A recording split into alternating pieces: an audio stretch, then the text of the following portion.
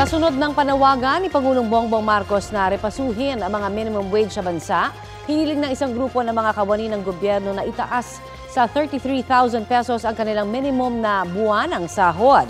Sabi po ng Confederation for Unity, Recognition and Advancement of Government Employees o COURAGE, batay raw ito sa living wage o nakabubuhay na sahod.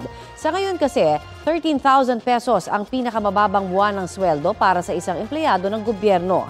Sabi po ng Department of Budget and Management, kailangan pa itong pag-aralan para matiyak na hindi lumayo ang sahod sa pribadong sektor. Dadaan pa raw ito sa Kongreso.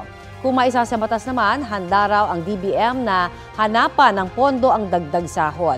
Bukod po sa grupong COURAGE, humiling din ng 33,000 pesos na national minimum wage ang ACT Teachers Party List. Para naman sa entry level ng teachers, dapat daw itong gawing 50,000 pesos kada buwan.